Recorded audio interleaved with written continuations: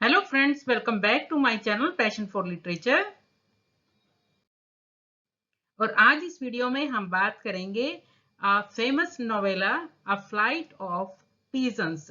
और ये राइट किया है रस्किन बॉन्ड। रस्किन बॉन्ड का बहुत ही फेमस नोवेला है अ फ्लाइट ऑफ पीजन्स। इसकी समरी के बारे में आज हम इस वीडियो में बात करेंगे। सबसे पहले इस नोवेला के बारे में जो इम्पोर्टेंट पॉइंट्स है वो हम कर लेते हैं। A Flight of Peasants is a novella by Indian author Ruskin Bond. Ruskin Bond ने ये नोवेला राइट किया है A Flight of Peasants. The story is set in 1857. 1857 की क्रांति के टाइम की ये स्टोरी है और ये स्टोरी है अबाउट रूथ लाबाडोर। रूथ लाबाडोर के बारे में ये स्टोरी है एंड हर फैमिली, और उसकी फैमिली के बारे में, हु आर ब्रिटिशर्स, जो ब्रिटिश हैं, who takes help of Hindus and Muslims to reach their relatives। और वो किस तरह से 1857 की क्रांति के दौरान बहुत सारी मुसीबतों में फंस जाते हैं और वो हिंदू फैमिलीज की भी हेल्प लेते हैं वहां से निकलने में, जिस सिचुएशन में वो फंसते हैं, और मुस्लिम्स की भी हेल्प लेते हैं और कैसे वहां से निकलते हैं। तो वो सारी स्टोरी जो है इसमें है। The novella is an adaptation of the novel. ये नोवेला जो है बेसिकली एक नॉवल से लिखा गया है और उस नॉवल का नाम है Mariam a story of Indian mutiny. 1896 के अंदर ये पहले लिखा गया था बाय J.F. फैंटोम। J.F. फैंटोम ने ये नॉवल लिखा था और उसी के बेस्ड पे फिर जो रस्किन बॉन्ड है उन्होंने एक नॉवेला लिखा जिसका नाम था ये अ flight of pigeons. It was adopted into a film, और उसके बाद इस पे एक फिल्म भी बनी 1978 के अंदर जिसका मूवी का नाम था जुनून। और ये बाय श्याम बेनेगल। श्याम बेनेगल ने इसको बनाया था और इसके अंदर जो मेन एक्टर्स थे वो थे Shashi Kapoor, his wife Jennifer Kendall और नसीफा अली, जो मेन कैरेक्टर्स थे इस मूवी के अंदर। अब इसके अंदर हम मेन कैरेक्टर्स के बारे में बात कर लेते हैं। सबसे पहले इसके अंदर जो मेन कैरेक्टर है वो है Ruth Labadoor. She is the narrator of the novel. Narrator जो नॉवल की नरेटर है वो है Ruth Labadoor and witnesses the killing of her father. और उसने अपने आंखों के सामने ही अपने फादर को मरते हुए देखा, यानी कि उसके फादर को उसकी आंखों के सामने ही मारा गया, रूथ लेबाडोर के सामने ही। मरियम लेबाडोर। मरियम लेबाडोर रूथ लेबाडोर की मदर हैं। एनिट लेबाडोर वो उसकी रूथ की ग्रैंड मदर हैं। लाला रामजी लाल ये एक बहुत ही ट्रस्टेड हिंदू है जो कि लेबाडोर फैमिली के बहुत ज्यादा ट्रस्टेड है। लेबाडोर फैमिली जो है बहुत ज्यादा ट्रस्ट करती थी लाला रामजी मल पे। और उसके बाद है जावेद खान। ये एक बहुत ही क्रेजियस पठान है इस नोवेला के अंदर। ये रूथ लेबाडोर है, ये लाला रामजीमल है और ये मरियम, उसके बाद जावेद और उसकी वाइफ, जावेद की वाइफ। ये मेन कैरेक्टर्स हैं। ये रूथ की ग्रैंड मदर। तो ये मेन कैरेक्टर्स हैं इस पूरे नोवेला के अंदर। रूथ जो एक ब्रिटिशर है, ब्रिटिश गर्ल है, ये उसकी मदर है मरियम। उसके बाद ये ग्रैंड मदर है। उसके बाद लाला रामजीमल है। उसके बाद जावेद खान है और उसके बाद ये उनकी वाइफ है जावेद खान की। The story of a flight of pigeons begins with the murder of Ruth Labrador's father before her eyes in a church। और स्टोरी की जो शुरुआत होती है, ये शुरुआत होती है कि रूथ लेबाडोर के सामने ही उसकी फादर को जो है वो चर्च में मार दिया जाता है। The Indian rebels of the rebellion of 1857 plotted to kill all the Britishers to Shahjahanpur, including Ruth's father। और शाहजहांपुर के अंदर जितने भी ब्रिटिशर्स थे, 1857 की क्रांति की ये बात है, उसके अंदर जितने भी क्रांतिकारी थे वो कोशिश करते हैं और कि जितने भी ब्रिटिशर्स हैं उन सबको मार दें। और उसके अंदर रूथ लेबाडोर के फादर को भी मार दिया जाता है।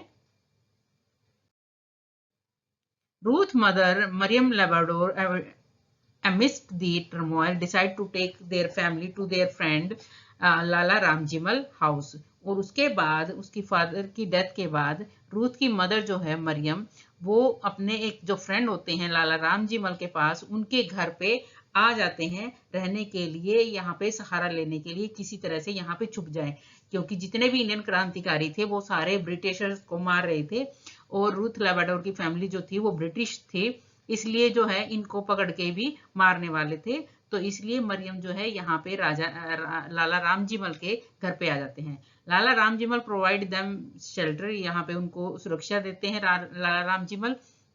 लेकिन जावेद खान जो एक कमांडर था नवाब के अंडर में, उसको पता चल जाता है कि मरियम और उसकी बेटी रूथ जो है ये यहाँ पे छुपे हुए हैं, तो वो यहाँ से ले जाके इनको अपने घर पे ले आता है।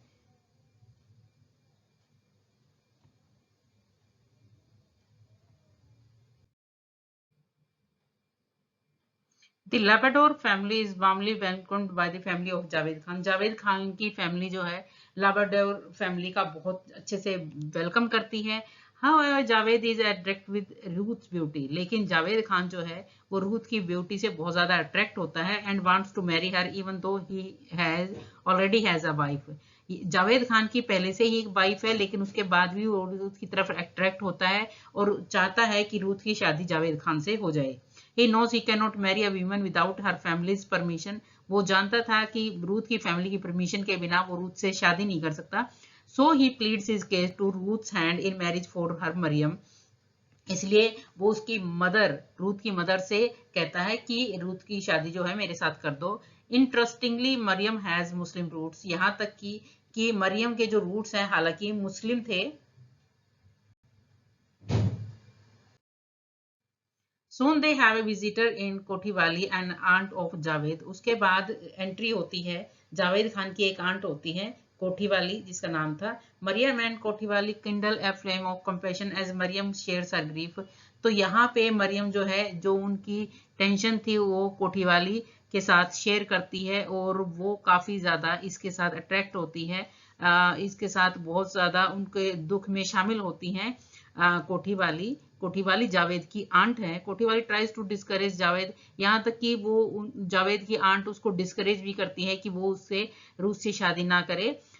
दे were well taken care of, Ruth and her mother Mariam remain in constant fear at Javed Khan house. हालांकि यहाँ पे उनकी काफी केयर की जाती है, लेकिन फिर भी रूथ की मदर को, मरियम को हमेशा चिंता रहती है जावेद खान के घर में रहते हुए रूथ के बारे में। Ruth is wise to his designs and tries to postpone and evade the possibility by giving various excuses. ये रूथ भी बहुत ज्यादा इंटेलिजेंट थी और वो किसी ना किसी तरह से पोस्टपोन करती रहती है जावेद का जो प्रपोजल था उसको। She does not want her daughter a 13 years old girl to marry Javed. और यहाँ तक कि मरियम बिल्कुल नहीं चाहती थी कि उनकी 13 साल की बेटी जो रूथ है उसकी शादी जावेद से हो। She demands that she would have to consult her brother regarding her daughter's Ruth marriage. Mariam कहती है रूथ की मदर कि मुझे अपने भाई से कंसल्ट करना पड़ेगा इसकी शादी के बारे में।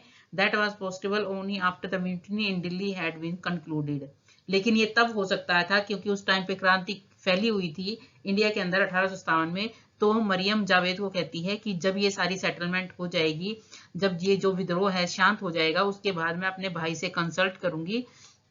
उसका भाई जो है वो भरतपुर में है, तो कह रही है वहां पे जाके मैं उससे कंसल्ट करूंगी कि क्या करना, मुझे रूथ की शादी जावेद से करनी है या नहीं करनी है। तो तब तक वो चीजें टालती रहती है।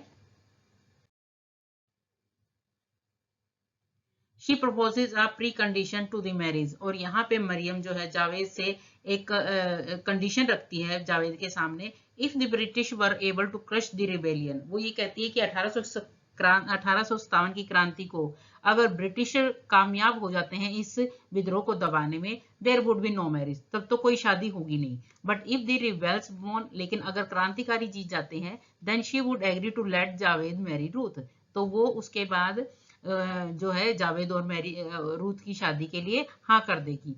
The future of Delhi should decide the future of this alliance, वो ये कहती है दिल्ली का फ्यूचर जब डिसाइड होगा कि जो 1857 की क्रांति है उसका जो रिजल्ट होगा उसी रिजल्ट के ऊपर डिपेंड रहेगा कि इनकी शादी होगी या नहीं होगी।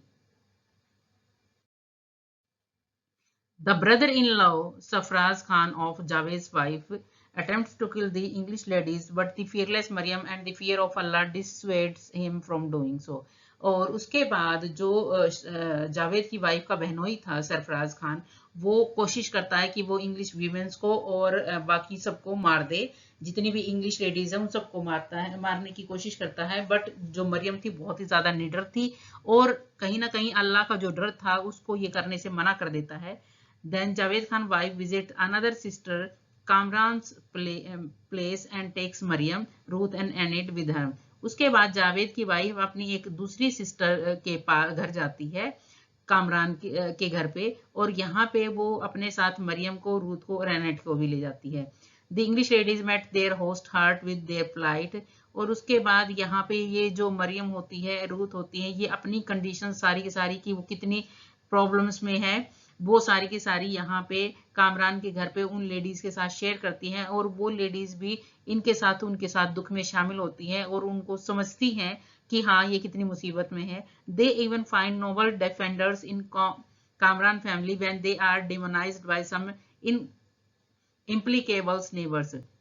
और यहाँ तक कि आसपास के जो नेबर्स हैं, जो इनको उनके साथ क्रूरता करते हैं, जो इनको परेशान करते हैं, रूथ और रूथ की फैमिली को, तो ये जो होते हैं कामरान की फैमिली के लोग, ये इनको बचाते हैं बहुत सारी मुसीबतों से। Soon the rainy season gets over. उसके बाद जैसे ही रेनी सीजन खत्म होता है, Javed Khan became more restless with each passing day. और जैसे एक एक दिन बीतता है, जावेद खान बहुत ही ज्यादा रेस्टलेस हो जाता है। His frustration boils over when he brutalized his half brother। और उसका जो गुस्सा था वो तब बहुत ज्यादा उफान पे होता है जब वो अपने ब्रदर को बहुत ज्यादा मारता है। Terrorise the made. और यहाँ तक कि जो मेड होती है, काम करने वाली होती है, उसको भी डरा के धमका के रखता है।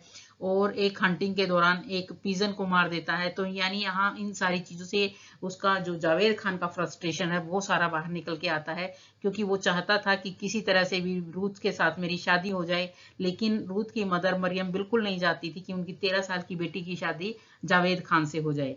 He is psychological at his seems broken. और यहाँ तक कि दिमागी रूप से वो बिल्कुल खराब होता जा रहा था Javed Khan. The ladies return to Javed Khan house. और जो लेडीज थी वो घर वापस आ जाती हैं जावेद खान के, ओनली टू गो टू कोठी वाली place after returning from Kamran place. और कामरान के घर से वापस आने के बाद वो कोठी वाली के घर जाने के लिए तैयारी करती हैं। Finally the winter arrives. और उसके बाद सर्दियां शुरू हो जाती हैं, and bring some good news. और एक अच्छा समाचार आता है। They hear that the tables were turning and the British were assuming control of the rebellion. और उसके बाद खबर आती है कि ब्रिटिशर्स ने दोबारा से जो है विद्रोह को दबा दिया है। बाय द अप्रैल 1858 अप्रैल 1858 तक the Nawab of Shahjahanpur is defeated and so is the last stand of the Indian rebels.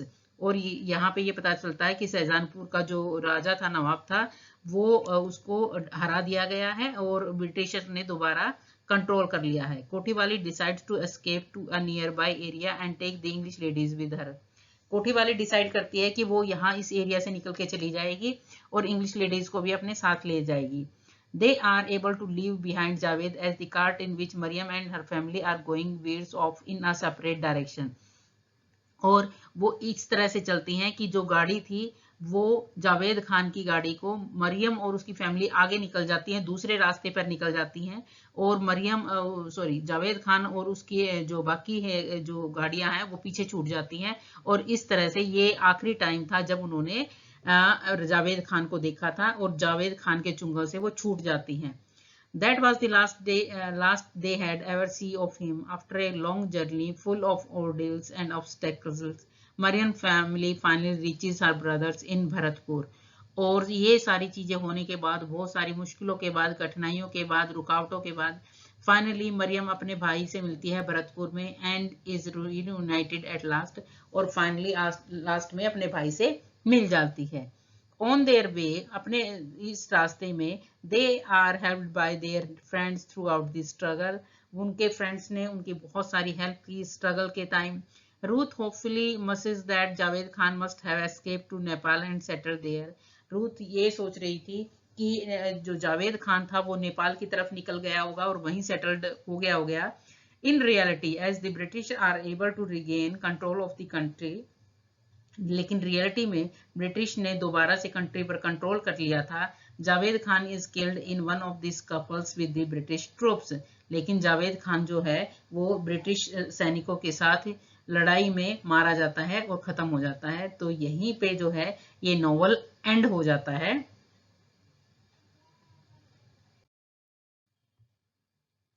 तो आई होप स्टूडेंट्स की ये आपके लिए काफ़ी हेल्पफुल रहेगा यूजीसी नेट की प्रिपरेशन के लिए।